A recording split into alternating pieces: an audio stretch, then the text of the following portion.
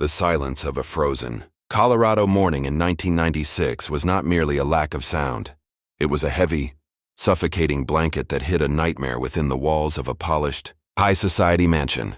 As the world outside remained draped in Christmas snow, a surreal tragedy was unfolding, one that would challenge every logic of forensic science and human emotion. Imagine a world where the people are but blank, white echoes of themselves, stripped of their faces but burdened by a crushing weight of grief and suspicion. This is the story of a mystery that refused to be solved, starting with a 3-page ransom note found on a cold staircase, a note too long, too precise, and far too strange to be a simple demand for money. It was the first piece of a puzzle that would never truly fit. As the hours ticked away like sand through a heavy glass, the atmosphere inside the house grew, thick with industrial fog and the blinding glare of police flashlights. Every corner of the basement, every shadow behind a silk curtain held a secret. When the father finally descended into the darkness of the cellar, he didn't just find a body. He found a nationwide obsession. The image of a small, white anatomical model lying still on a concrete floor became a haunting monument to lost innocence. Investigators moved in with their sterile blue gloves and magnifying glasses, scrutinizing every fiber, every drop of ink, and every smudge of DNA on the fabric of a navy wool sweater. But the more they looked, the less they saw. We see the father, hunched in total emotional collapse on an interrogation table, his blank face a mask of invisible agony. We see the mother, a silent silhouette on the dark wooden stairs, wrapped in black wool and isolated by 1,000 unspoken questions. Outside, the media circus began to gather, a small, surreal group of reporters with vintage microphones and cameras, their flashes exploding like silent bombs in the dawn light. This was no longer just a crime. It was a performance of pain under the clinical gaze of the world. The forensic binders grew thicker.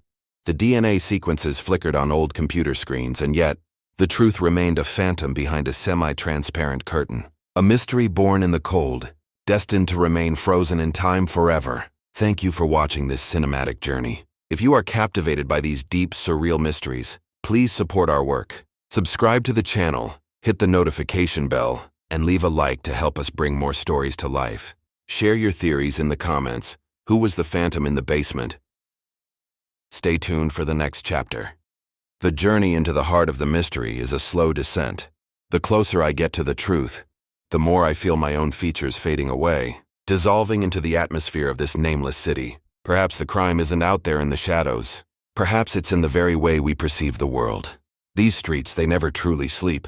They only pretend to, exhaling a cold mist to hide their flaws beneath the flicker of dying neon lights. We sift through the suffocating dust of old attics, searching for answers in boxes that haven't been opened for decades. We treat these papers as relics, yet we forget that we ourselves are nothing more than delayed dust. These crates don't just hold files and forgotten evidence. They hold the lingering breath of those who left this world. While trying to scream a truth we were too deaf to hear. The rain, it washes the asphalt, but it can never reach the memories buried beneath the skin of this case. When I stand before a mirror, I no longer see a face I recognize.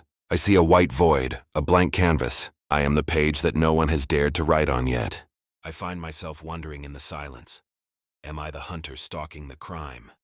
Or is the crime hunting me, waiting to fill the hollow spaces of my existence? In the sterile corridors of the lab, death has a distinct clinical scent. It's a place where life is reduced to chemical reactions and cold light. And when you finally sit among the weathered stones of the graveyard, the weight of the world settles. You realize then that silence is the only language that is incapable of lying. Every fingerprint, every bloodstain, and every shadow points to the same destination. A place where names no longer matter, and only the naked, brutal truth remains. The smoke from my cigarette traces the outlines of escape routes I was always too late to take. The final station is drawing near. The trains that rush past me carry no passengers. They only carry the heavy burden of the time we've wasted. I finally hold the key in my hand, feeling its cold metal.